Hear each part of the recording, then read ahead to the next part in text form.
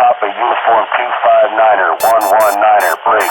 Enemy is unaware of our presence at this time, over.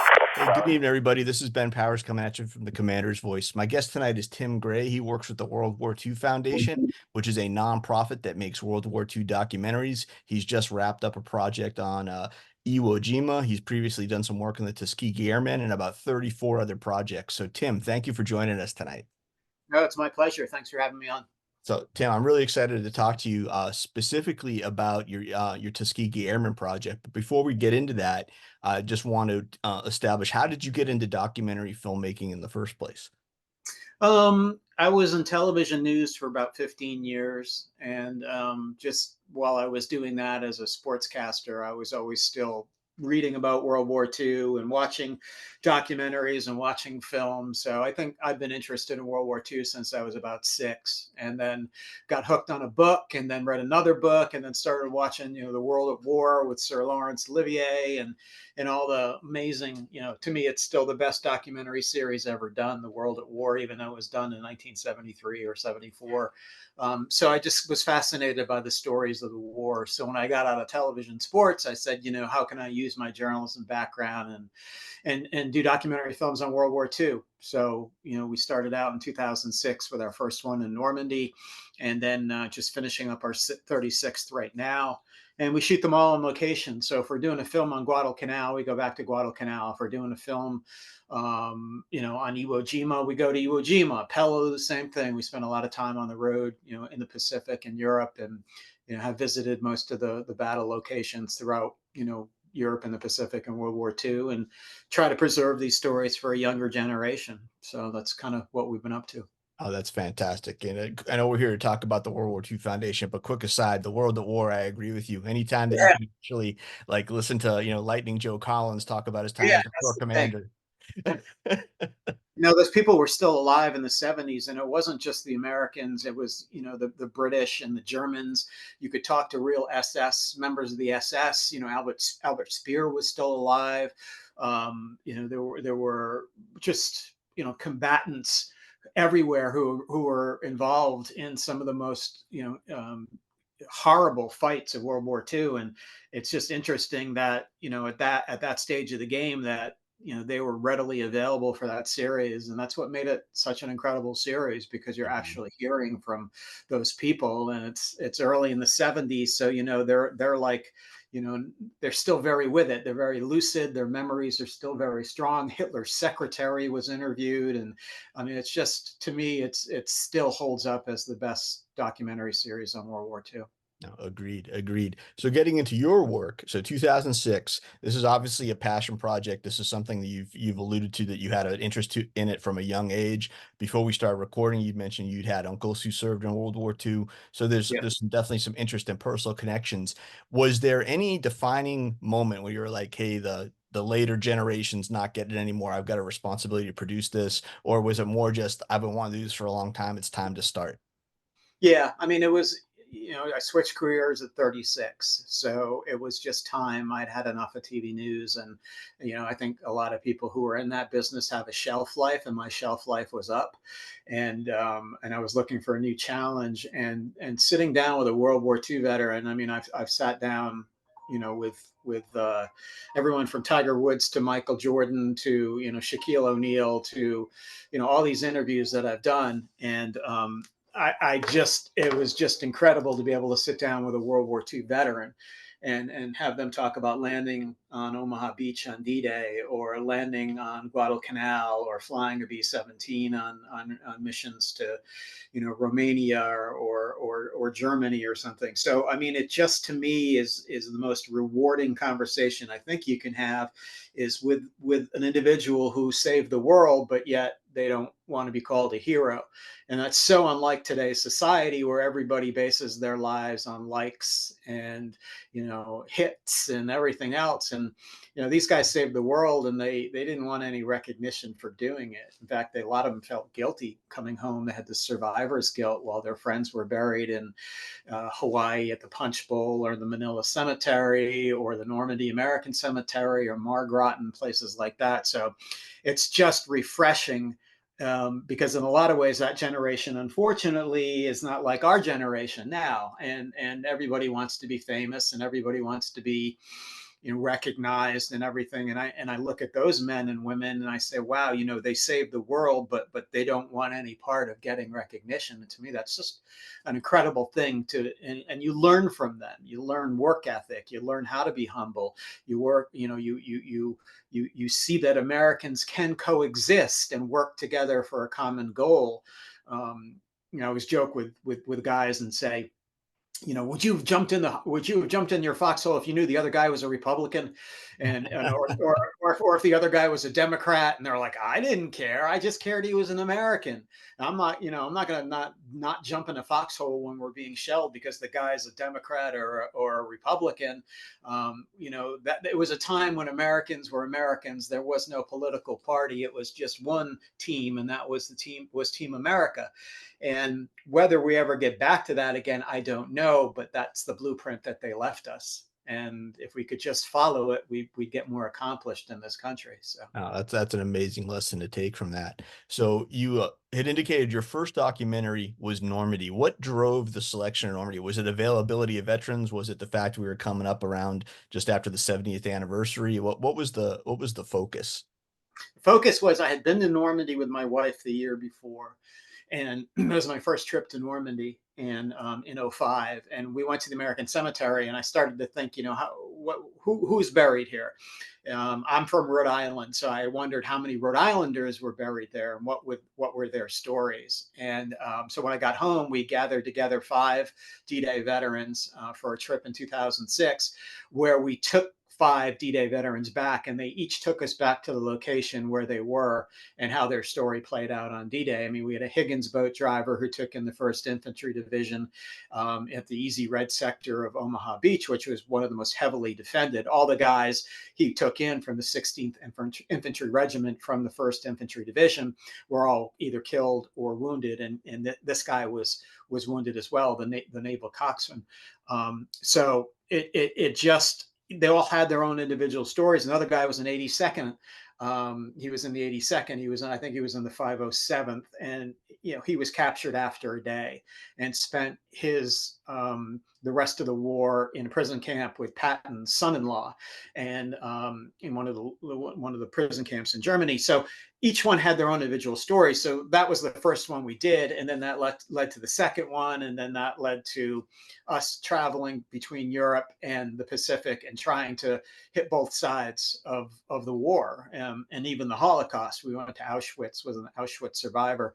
So we try to hit all parts of the war. Women involved in World War II, the home front, Japanese Americans who fought, the Nisei, the 442nd Battalion Regiment, the most heavily decorated regiment in Europe in World War II. So we started finding these other stories, but we started to look for stories that would resonate with the younger generation. And that was important for us because they weren't teaching World War II in the schools anymore. So we would find a story about a 14-year-old who joined the 82nd.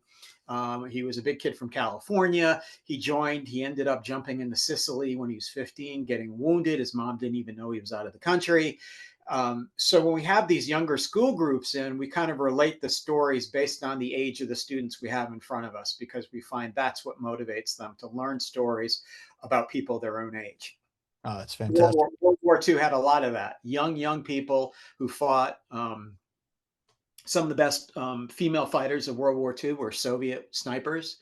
So we talked to women about not only women's role, like the Rosie the Riveters and stuff, but we talk about the Soviet Union, where they had pilots who were female, where they had snipers who were female. So Tuskegee was another part of that, how African Americans experienced World War II. And so we're trying to hit all of the major demographics who were involved in the war and the major ethnicities who were involved in the war, because everybody was caught up in it, and everybody has a story, a personal story. No, that's fantastic, and our conversation is already going in a direction I wasn't anticipating. But you alluded to the fact that these are very modest men and women, and that they Mm. don't want to be seen as heroes and they don't really want to open up. That dovetails with my experience growing up. My uncles, my grandfather, didn't want to talk about things. I've learned most of what I learned about their service after they've passed away. How do you get these women and men to open up to you? That's the funny thing. They will open up to me. Um, in ways they would never open up to their family. And I would say most of the time we'll go in and do a sit down with an interview, let's say in Louisville, Kentucky. And when we're leaving or our crew is leaving, the son or the daughter or the wife will stop us and say, that is the first time we have ever heard that story. We had no idea that Bob earned a Silver Star on D-Day, or Bob landed, fought on Tarawa, or Bob fought, on Peleliu or some island, godforsaken island, or anything, And I think a lot of it is these men did not want to burden their own family members with the stories that they had, because a lot of what they had to do was horrific, and a lot of what they saw was horrific. So there's almost like there's Dad Bob, who was the warrior soldier during the war, and then there's Dad Bob, who came home and had to get on with life, and went back to work and raised a family, and he didn't want his family to look at him in any other light other than Dad. But 10 years, 15 years before that, Dad may have been a killer in World War II, and Dad may have done things that Dad had to do under the circumstances that, looking back on it, Dad says, I don't want my family to think any less of me. So it's almost like when we go in there, they're unburdened with what they have to say, and it's almost like they're relieved that they can tell their story to somebody who's probably not going to look at them any different at the Christmas dinner table or the Thanksgiving table. And that's what they're afraid of. I mean, they saved the world, but they were also citizen soldiers who were trained to become killers, who were trained to become soldiers, at the knife's edge. And I just think that sometimes they're more open to talking to somebody who's a stranger like me, um, than they are in their own families. But I don't go in. I mean, if I go into an interview situation, I know the background. So if that guy fought on Guadalcanal, I've been to Guadalcanal. I know the territory. I know the jungle. I know where the Japanese were. I know where the rivers are and everything. So when you go in, you kind of put them at ease by letting them know you've been to the place where they fought. So you're just not some guy off the street saying, what was it like to fight in World War II, sir? Certainly. You're able to talk to them about the beach landing on Guadalcanal and how it was unopposed. You're able to talk to them about the savagery of the Japanese and the jungles, and the malaria and the dysentery and everything else. So they tend to loosen up a little bit, and that's where we really get our good stories. Understood. So how much time do you spend with an individual veteran for an interview to get enough material to film? I'm guessing you spend hours to get minutes. It depends on the veteran. Some of these guys now, over the last several years, they get tired. They're in their 90s, so we know when we're done. We always watch them, and if they're looking tired, or they just look like they've had enough, that's when we stop. But we get to the meat of the matter pretty fast, and I think that's a generation that really didn't. Court BS a lot. I always tell people, if you could get 12 veterans, World War II veterans, in a room, they probably would solve 80% of the problems we have in our country, because it would be some salty language in that meeting, but boy, they would come to some sort of agreement based on past experiences that would be best for the country. So I always say, you want to solve the problems going on in Washington, get a focus group of 98-year-olds, put them in a room with some cigars and maybe some Jack Daniels, and you'll come out and everyone will feel like they've come to common ground, a common agreement on something, but the job will get done. And Understood.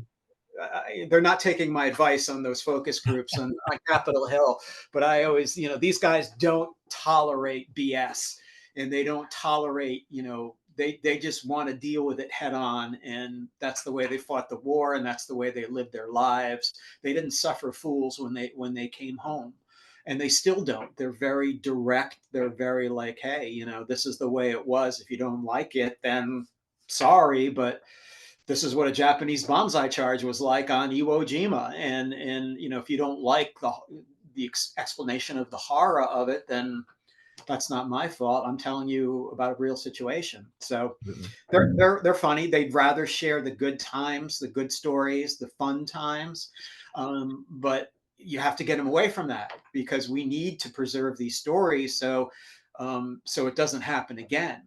The guys who are most against war are those who have been in combat. And it's the other guys who maybe flew a desk in Washington during the war who are gung ho John Wayne, but it's the guys who experienced real combat who will tell you day in and day out diplomacy, diplomacy, diplomacy, diplomacy, exhaust diplomacy before anything else. And I think that's a really unique perspective because these guys have seen their friends killed. They've seen, other things that no one should see. And I think that goes for any veteran, whether they fought in Korea, Vietnam, Afghanistan, Iraq. Those who have seen combat will tell you that before you get to that point, exhaust all possibilities. And I find that interesting as well. No, and that's a fantastic lesson to preserve.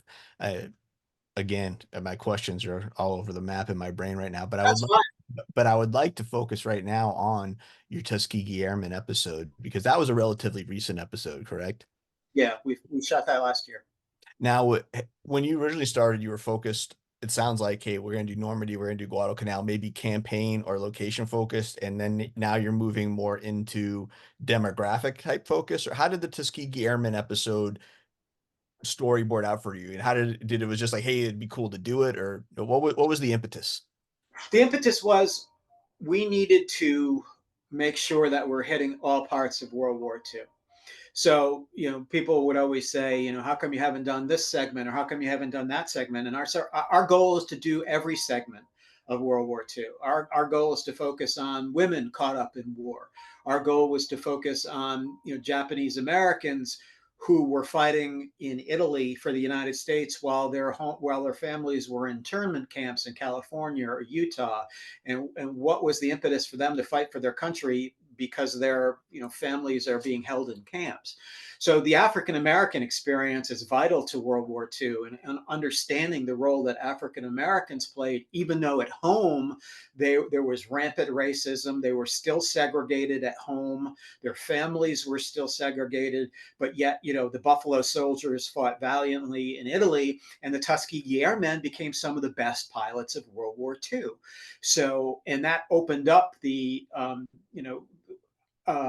Truman finally saying, we need to let African Americans in fight for our country Sure. in the latter part of the 1940s. So they were just so I'm fascinated with them because they faced so much at home and yet they were still willing to fight for their country and they were still willing to prove themselves and they blocked out so much and all they did, and this is a credit to their commander Benjamin Davis, he kept them focused on the end goal. The end goal was to get into that P-51 cockpit and prove you could be a great pilot, and that's what they did.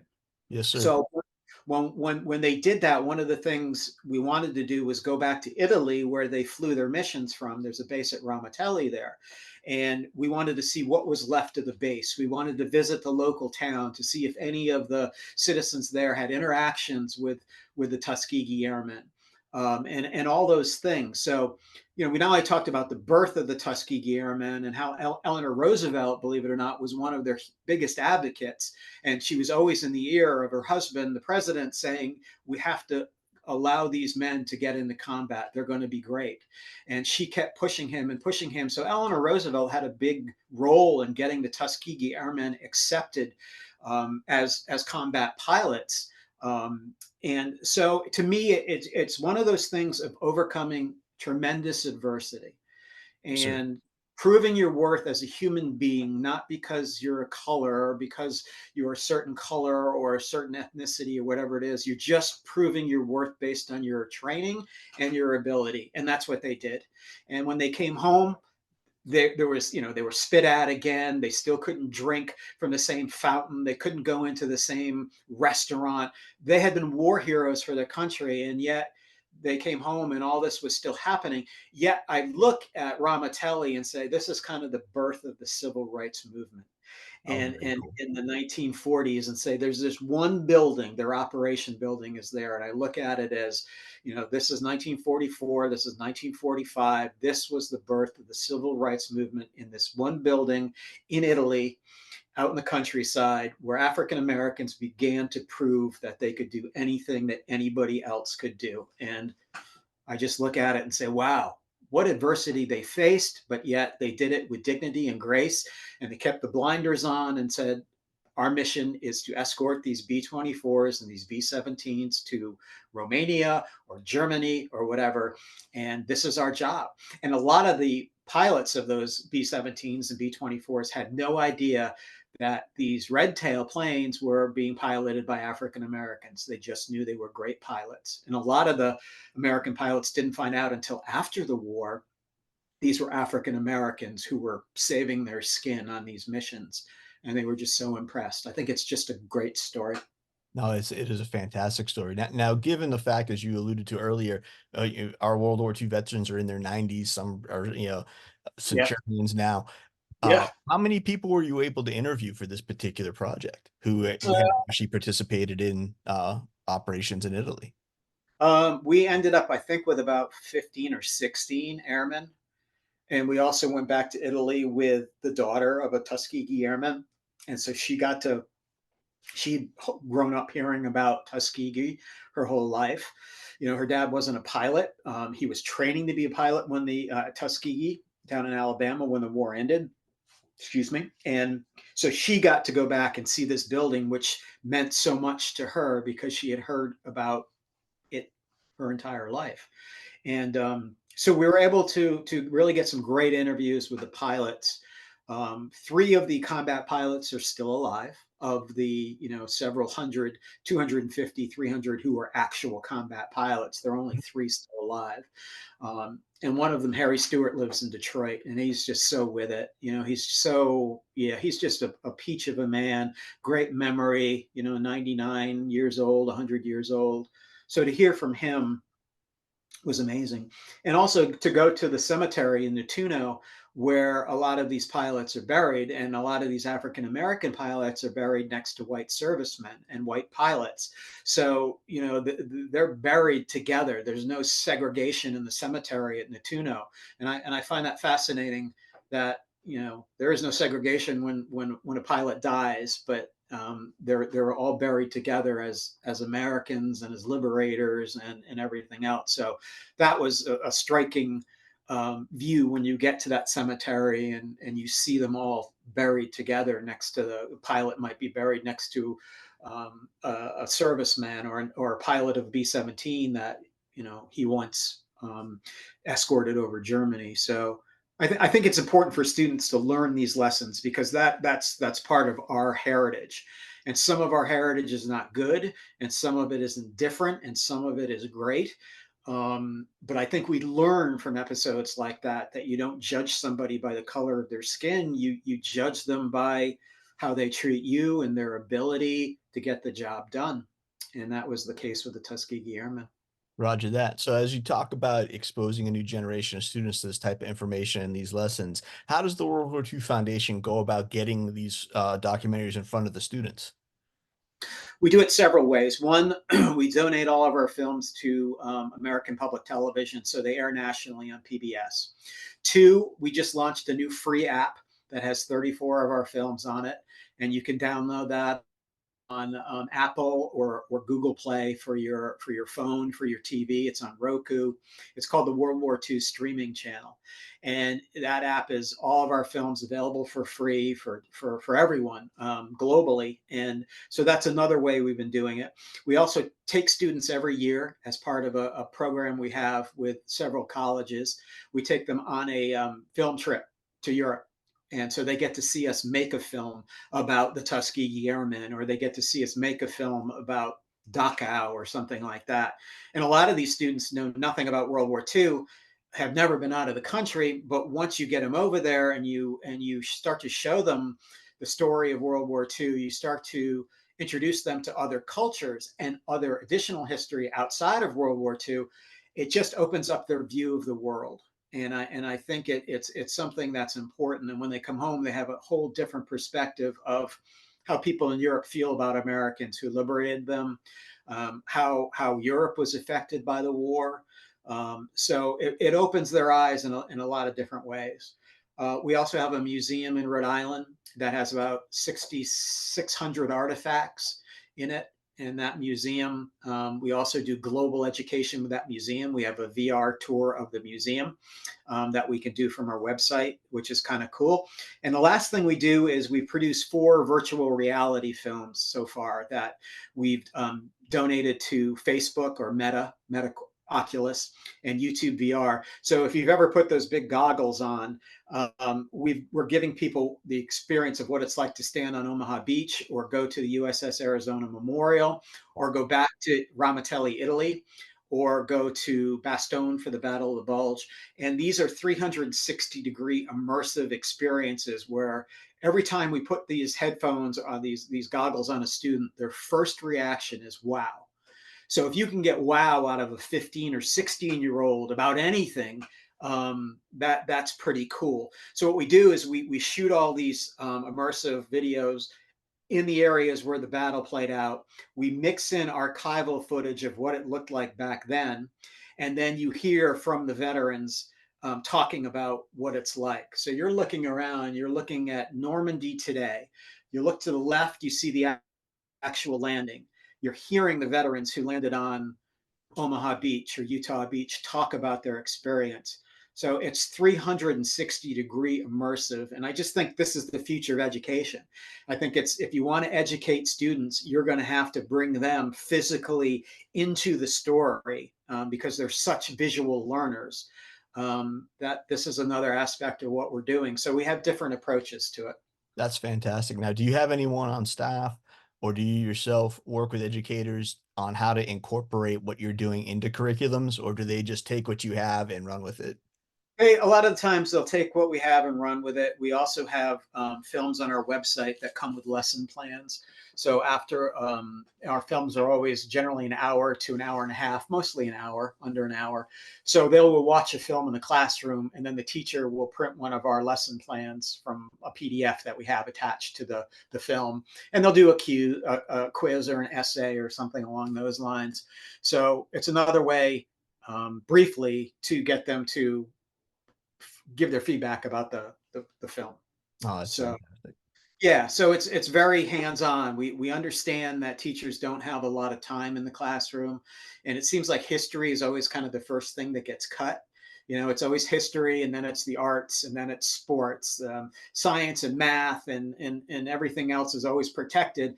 But we always seem to chop away at history, and that's unfortunate because we could certainly learn a lot by revisiting things that have happened over the last century anyway, and say, wow, those warning signs are happening right now. What should we do to quell this problem? Certainly.